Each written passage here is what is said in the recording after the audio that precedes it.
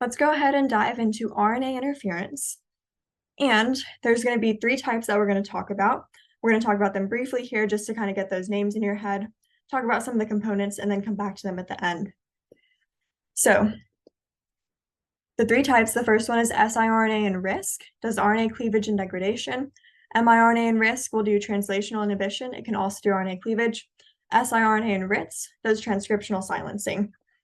So let's ignore that for a moment and just look at the important pieces that we have in this. Your first one is your miRNA. That's also going to stand for microRNA.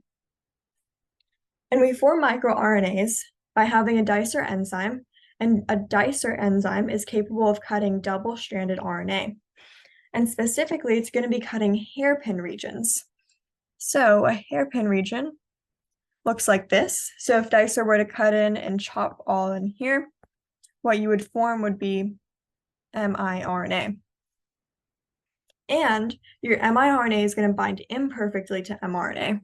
So for example, if my mRNA was AUG, my miRNA might be UCC,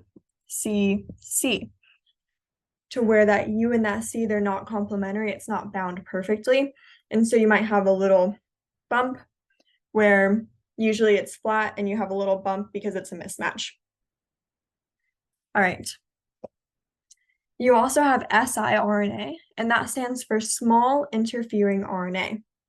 And this is also going to be formed by dicer enzyme cutting up double-stranded RNA. The difference in this case is that your double-stranded RNA is just going to be some long linear piece of RNA. And if we were to slice that up with a dicer, that is going to form siRNA. So you can see the difference in the shape for miRNA and siRNA. So there's two different types of complexes that we talked about on the previous slide. We said RISC, and we also said RITS. So let's talk about, right before that, both siRNA and miRNA can interfere with gene expression. They're going to do it in two different ways depending on the complex they bind to. The first one of those is RISC. And RISC stands for RNA-induced silencing complex. And RISC can bind to either siRNA or miRNA. So the way you can remember that is that it's risky to have two partners. Your other one is RITS, and that is RNA-induced transcriptional silencing, and that's going to bind to siRNA. So talking about siRNA and going up to this point that I skipped before, the way that you can remember siRNA is that it's simply too good to be true. It's simply perfect with that SI in the very front of simply. It can bind to everything, meaning it can bind to RISC or RITS, and it does a perfect job. It binds perfectly. So siRNA is simply too good to be true. Your RISC is risky. And yeah, okay. So now that we've talked about some of those pieces, let's talk about the basic pathway that both siRNA and miRNA are going to follow. And then we're just going to kind of fill in words and make it a little more clear for each of them. So step one, we're going to have dicer form that si or miRNA by slicing up some kind of double-stranded RNA. So step one, you're just going to make the smaller piece of RNA. Your next step is that smaller piece of RNA is going to bind to some complex. Your next step is that they're both, the complex and your smaller RNA, are going to bind to mRNA, and then they're going to have some effect on gene expression. So each of these four steps we're going to go into with those three types we talked about at the beginning, with the siRNA and RISC, miRNA and RISC, and siRNA and RITS. So starting with siRNA and RISC, step one is to make the siRNA, and we do that by dicer cutting up double-stranded long linear RNA. Step two, we're going to form a complex.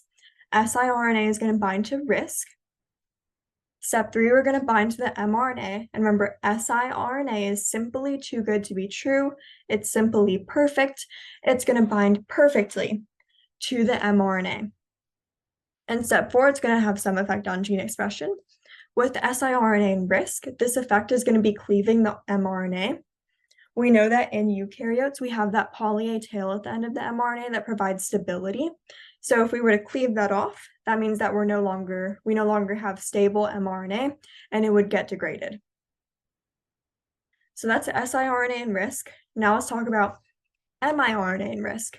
So first step is the same. We need to make the RNA. So let's make miRNA. And we do this again with dicer, but now it's going to cut up a double-stranded region or a hairpin of RNA. Step 2, we're going to form our complex where miRNA binds to risk.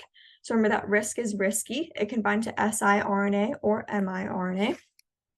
Step 3, we're going to bind to the mRNA. And your miRNA is not perfectly complementary. It's going to be an imperfect pairing. So you're going to have some sort of little bubble because it's not paired correctly. Your siRNA is the one that's perfect because it's simply perfect. And in the last step, translation is going to be inhibited because of that binding, and you could also have RNA cleavage. So now let's talk about our last one, which is siRNA and RITs. So step 1, form your siRNA. Dicer is going to cut up double-stranded long linear RNA. Step 2, form your complex. It's going to bind to RITs. Step 3, bind to the mRNA.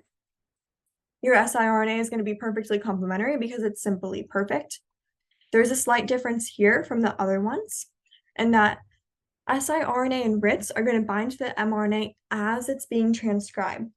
So as your RNA polymerase II is transcribing your mRNA, this is going to bind to it. And whenever it binds, it's going to silence transcription.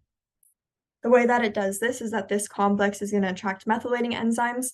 They're going to methylate the histone proteins, which actually makes the DNA wrap even tighter around, meaning it's not as accessible. So that TS and RITs, if you remember from earlier, it's RNA-induced transcriptional silencing. So whenever you have RITs, we know it's involved in transcriptional silencing because that's what that TS stands for, is transcriptional silencing. And we know it has to be siRNA because siRNA is simply too good to be true. It'll go everywhere. And RITs is not risky because risky will bind to both siRNA and miRNA. So hopefully that all made sense. I know it's a lot of things that sound super, super similar. Just take some time to kind of separate that information. And hopefully it's helpful to look at the steps and see that it's kind of the same pathway, just a little bit different based on the complex or the type of RNA that you are using. And that is the end of Tricky Topics for Chapter 17. I hope you found this video really helpful. The concepts and information presented in these videos will be true no matter what genetics class you are taking. However, the concepts presented in this video are referencing material currently covered in Baylor University's coursework. Remember, if you are currently enrolled as a Baylor student, we offer free tutoring services. Our tutoring center is located on the first floor of the Sid Richardson building. You will find all the details you need to know about these services on our website, www.baylor.edu/tutoring. You may schedule a free 30-minute one-on-one tutoring session online through Navigate, or just drop in during our open business hours. For more information about our current services, please visit our website. Thank you.